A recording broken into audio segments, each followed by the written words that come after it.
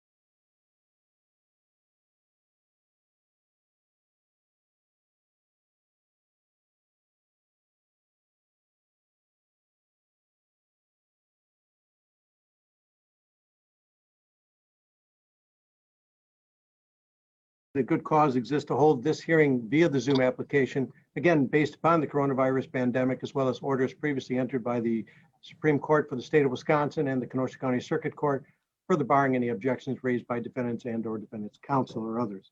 All right, matters here for initial appearance. On behalf of Mr. Rittenhouse, Mr. Richards, have you received a copy of the criminal complaint? Your Honor, we would acknowledge receipt of the criminal complaint, waive its reading, request a preliminary hearing, specifically object to any probable cause finding for count 6. If one reads section 948.60, it talks about a minor in possession of a firearm, and then specifically goes on to subsection 3, subsection C, which states the only way a minor can be prosecuted for this offense with a rifle or a shotgun is if in fact it is not in compliance with section 941.2A, which is the short-barreled shotgun, short-barreled rifle statute. There is not probable cause contained within the four corners of the criminal complaint for this charge. All right, thank you. Well, first off, I'll note that let's take up the matter first of, although that's a misdemeanor charge, let's take it up at this point in terms of the state's response to that objection or motion to dismiss on the part of, raised on part of Mr. Rittenhouse. Mr. Binger, will that be you or Mr. Zapp addressing the court? I'll address the court, Your Honor. With regard to count number 6, the defendant is charged with being in possession of a firearm as a minor. There's no dispute in this case that he was in possession of a firearm and was under the age of 18. Counsel is referring to the subsection 3 of the statute, which is 948.60, which carves out a few exceptions. Sub 3C has an exception And counsel cited the statute. I think the statute's actually 941.28, which alleges that a minor who possesses a short-barreled weapon, short-barreled rifle or shotgun is in violation. We're not alleging that, but it also says or is not in compliance with statutes 29.304 and 29.593. Now, those statutes pertain to hunters. They pertain to hunter safety courses, hunter certifications, and basically that's designed for minors who go deer hunting with their fathers, let's say, during deer hunting season. There is absolutely no allegation in this case, no facts, no evidence. No one is suggesting that the defendant was hunting, at least not legally, not hunting game, didn't have a license or a certification, no indication he's taken a hunter safety course. This is not a hunting case. This is a case in which he used an AR-15 to kill 2 people, and he used it while he was underage. So I don't believe that the motion to dismiss count 6 should be granted. Thank you. That's not what the statute says. If Mr. Binger would just look at the 4 corners of what the statute says. It says that if it's 941.28 short barreled, that's how it can be prosecuted. Other things can be prosecuted under the hunting statutes. It has nothing in there regarding hunter safety, hunter this, hunter that. The statute is clear on its face. I've made my argument. I have too. All right, well, for today's purposes, I'll tell you what, you can, obviously, for today's purposes, I'm going to deny the motion, but you may re-raise that issue in the future. I suggest, and perhaps Mr. Richards, you put it into writing, bring it back, and then that way we can, I'll take another look at it if you want. But for today's purposes, I believe the 4 corners have been met with respect to count 6, so that'll remain. As to the remaining counts, are you requesting preliminary hearing then at this point, Mr. Richards? Correct. All right, then we'll have the matter set on for preliminary hearing. Request is noted and entered for the record. As to bond, Mr. Binger. Your Honor, the state is going to ask that the court set bond at $2 million. That is the amount that Judge Wagner set on the arrest warrant in this case. I believe that this court should honor that amount. There are numerous very powerful and valid reasons why it is an appropriate amount in this case. The defendant is charged with 2 counts of first-degree intentional homicide, as well as other very serious felonies. 2 people were killed in this case. These charges are as serious as we get in Wisconsin. There is a certainty that if the defendant is convicted, he will be sent to prison, and a strong likelihood that he will serve most, if not the remainder of his life in prison if he is convicted of these charges. Thus, a substantial amount of cash bail is necessary because someone who's facing these types of charges has the strongest possible incentive not to return to court. I would note that the defendant does not live in Kenosha, does not reside in Wisconsin, and other than a part-time job as a lifeguard, doesn't appear to have any ties to our community. He resided at one point in Antioch, Illinois. However, it's my understanding that the residence or the address that his family resided at, they no longer reside there, perhaps due to some threats or concerns over their safety, but I don't know what their current address is. I think that they are perhaps for good reason, not sharing that address, but nonetheless, the fact of the matter is if the defendant's released from custody and joins his family, it will be at some undisclosed location. So that is cause for concern. We extradited the defendant from Illinois over strong objections from the defense. There were multiple hearings in Lake County as recently as Friday, in which the defense had filed numerous motions and arguments challenging this case and challenging Wisconsin's right to extradite the defendant. I take that all to mean that the defendant doesn't want to be here and if released won't come back. So I think that is something the court should consider very seriously. The defense will suggest that the defendant turned himself in on the night of this incident and therefore is not a flight risk. I would suggest to the court that the circumstances have changed substantially since the defendant did that. At that time, perhaps he had the mindset that he was justified in what he was doing, that the police would hear his explanation, give him a pat on the back, and send him out the door. Clearly, that's not what happened. Clearly, he's facing serious charges in this case. And whatever his misguided or unreasonable expectations were that evening when he turned himself in, do not apply any further. We are in the midst of a very serious case here. The court, Judge Wagner, has already set $2 million bond. I think that's an appropriate amount, and I would ask that the court honor that. In terms of the non-monetary conditions of bond, we would ask that the court order that the defendant not have, possess or have any weapons in his possession. I would also ask that the court order no contact with the following individuals: Gage Grosskreutz, Richard McGinnis, Dominic Black, as well as relatives of the victims in this case, including John Huber, who is here by Zoom, Karen Bloom, who is Anthony Huber's mother, and Charles Rosenbaum, who is a brother of the victim, Joseph Rosenbaum. Thank you. All right, and Karen, did you say Bloom? Is that B-L-U-M or a different spelling? I think it's B-L-O-O-M. That's correct. O-O-M? Okay, all right, thank you. I heard the government's argument.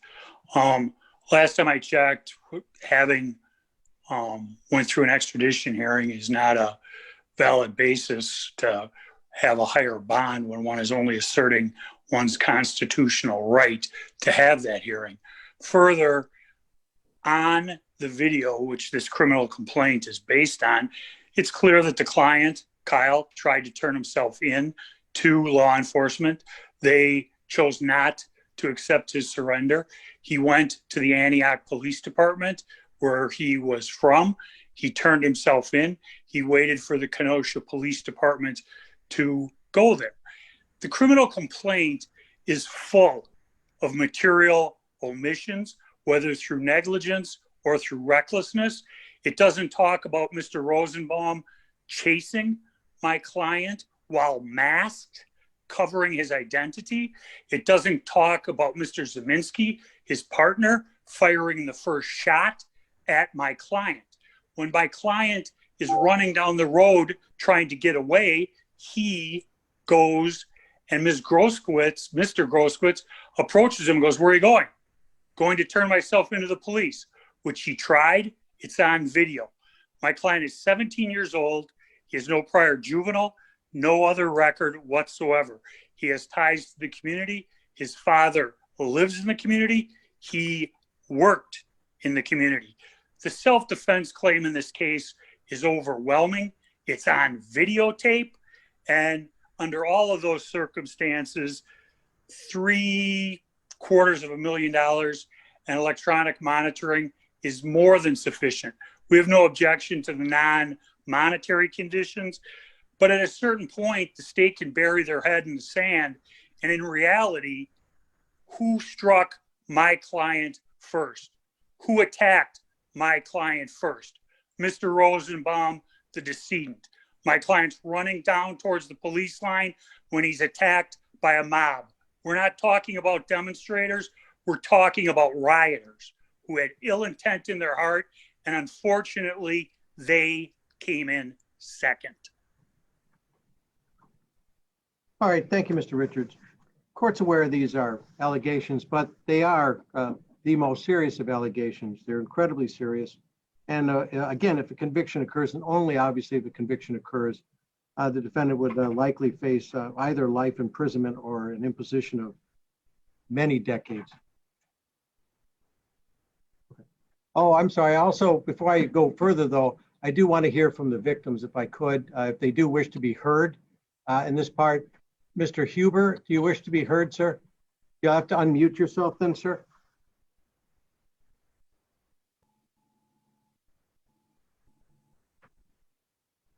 Mr. Huber, you're on mute. Can you unmute your device?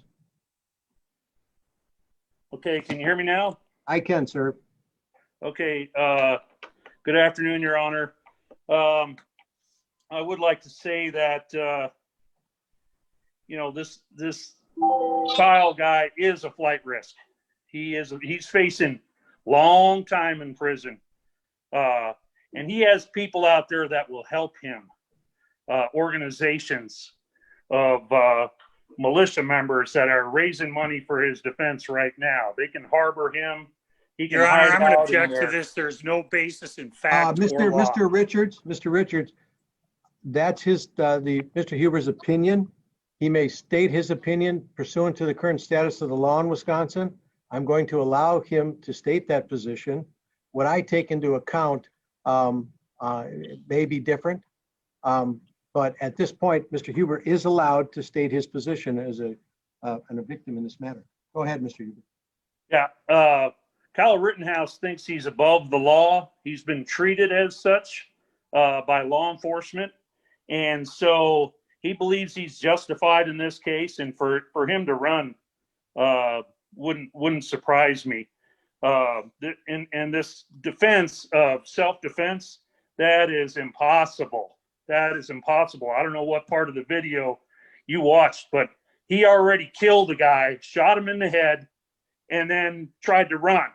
And my son was a hero. He tried to stop him. And so did everybody else. He was an active shooter, and he tried to flee. And my son lost his life protecting other people. He was a hero. And anyone who says otherwise is dead wrong, including the president, to comment on that. How dare he? He needs to just stay on Twitter. He already admitted to killing 2 people in Antioch. He told the police, I killed 2 white guys. Okay? So he's already admitted it. And, people buying him an assault weapon, they're responsible also. Who gives a kid an assault weapon? Says, oh, go to Wisconsin. This is what we're up against here. It's not about self-defense anywhere. And if you can double his cash bond, that's what I'm for. I'm for doubling his bond. It should be $4 or $10 million, because there's people out there raising money right now, making it their own fight that it's about gun rights, and it's not about gun rights. My son was killed. Another man was killed. They didn't deserve to be killed. And we don't have that society where we just let people go and kill people and say, oh, you guys, we'll push them down there and you guys kill them down there. Because that's what the police did here. And the police weren't doing their job, or else they wouldn't have asked for these people to come around. He was 2 businesses away when he chased that guy down and shot him in the head. That's far. He chased him down to kill him. And that guy was unarmed. And my son was unarmed. He hit him in the shoulder with a skateboard. He was a hero. Anyways, that's all I have. All right. Thank you, Mr. Huber. Mr. Grosskreutz, did you wish to address the court? Your Honor, I'll address the court on behalf of Mr. Grosskreutz. Thank you very much. We do agree with what Mr. Huber has just said, that Anthony Huber was in fact a hero, and our condolences go to you. I think it's inexcusable, the behavior of Mr. Rittenhouse. We believe that he's a significant flight risk. We also believe that his bail should be set at a minimum of $4 million. We believe that he has shown himself to be a flight risk, because even though he may have been running past police officers with his hands up, it didn't stop him from jumping in a car and then driving past numerous police stations that night, when he could have turned himself in that night in the state of Wisconsin. And he failed to do that. We believe that Mr. Rittenhouse is a significant danger to the public as well. And we ask the court to impose a significant amount of bail. As Mr. Huber just indicated, there are numerous organizations and people that are raising money on behalf of Mr. Rittenhouse. My client has faced significant threats to his safety from numerous people. We're not attributing that to the defendant at all, but we are concerned that if he is released, that those threats will increase significantly. And so we ask the court to take all these things into consideration, the arguments of the state, as well as the arguments from Mr. Huber, and to impose at a minimum a $4 million cash bail. Thank you. All right, thank you. All right. Now, well, as I said before, the charges are incredibly serious. And again, and only if conviction occurs, there would be a likelihood of an imposition of a mandatory life sentence, or at least significant amounts of time, likely decades of time, period of incarceration. That is very concerning to this court. The issue for bail is to secure the defendant's appearance in court. In this case, that I note that, as I said before, the exposure is great. There's a report that Mr. Rittenhouse did flee the scene of the occurrence. He left the state, in matter of fact, was then involved in a contested extradition hearings to be returned to the jurisdiction of the Kenosha County. Mr. Richards is right, does have a right to contest extradition, but the issue that this court has to determine is what, pursuant to the statutes, are what issues are there with respect to the basis of whether or not Mr. Rittenhouse is a flight risk or not. Now, again, I don't feel that at this juncture, at this point in time, Mr. Rittenhouse has significant ties to Kenosha County. And as such, I believe that there's a reasonable basis to believe that a very significant cash bond is necessary to assure this defendant's appearance in court, as court does believe that he is a flight risk. Based upon the comments I just made. And in addition, the case, as Mr. Richards has brought up, he did surrender himself to Illinois authorities, but circumstances appeared to have changed at some point following that with respect to the extradition issues. But again, that's not, this court doesn't take it, hold it against Mr. Rittenhouse, if you will, in terms of exercising his constitutional rights in the state of Illinois. More to the point about whether or not Mr. Rittenhouse will appear as required in the state of Wisconsin and Kenosha County for court and court appearances. Court, as I said a minute ago, does believe that for the reasons stated, Mr. Rittenhouse is a flight risk. As such, court is going to impose a $2 million cash bond, believing that is reasonable and necessary and sufficient at this juncture to secure the appearance of Mr. Rittenhouse. In addition, non-monetary conditions are as follows, Mr. Rittenhouse. You're to have no contact with the following individuals. Now, that is no contact at any time, any location, for any reason, through any forum or means. That's with Richard McGinnis, Gage Grosskreutz, Dominic Black, Karen Bloom, John Huber, or Charles Rosenbaum. In addition, sir, you may not possess any weapons of any type, especially firearms. You must appear in court every time when required here in Kenosha County if you are released. You may not commit further crimes while out on bond. Do you understand all of those conditions, Mr. Rittenhouse? Yes, sir. Thank you very much, sir. Okay. Now, my understanding that I'll speak to Mr. Richards. As you're aware, Mr. Rittenhouse has a right to have a preliminary hearing held by statute within 10 days of his initial appearance when you're held in custody on a felony case, as he is. There's some discussion off the record. I've been advised, I wasn't a participant to that, but that there's a likelihood that Mr. Rittenhouse, through Mr. Richards, wishes to waive the time to have and ask the court to toll time to calendar the preliminary hearing out beyond that 10-day statutory limit. Is that correct, Mr. Richards? That is correct. I discussed with my client that yesterday, and he's in agreement. All right, thank you. Mr. Rittenhouse, again, can you hear me clearly? This is the commissioner speaking. Yes. All right, thank you. Now, you have a right, sir, when you're held in custody in a felony case in the state of Wisconsin, to have a preliminary hearing held within 10 days of your initial appearance. Do you understand that? Mm-hmm. All right, but you also have the right, sir, to waive that time limit, allow this court and ask the court to toll time in order to schedule your preliminary hearing farther out or beyond that 10-day limit. Do you understand that as well, sir? Yes, sir. All right, that's what your attorney, Mr. Richards, indicates you wish to do. Do you understand that? Yes. Is that what, in fact, you do wish to do, sir? Yes.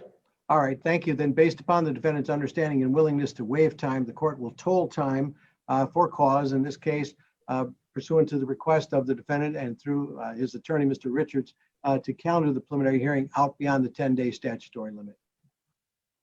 A preliminary hearing, December the 3rd. Again, that's 12/3 at 10:30 a.m. Works for me. All right. Is there anything else? Otherwise, I'll conclude the hearing. No, Your Honor. Thank you. No, Your All Honor. right, thank you. Thank you, everyone. That'll conclude the hearing. Thank you, Your Bye-bye. Honor. Thank you, Your Honor. You're welcome.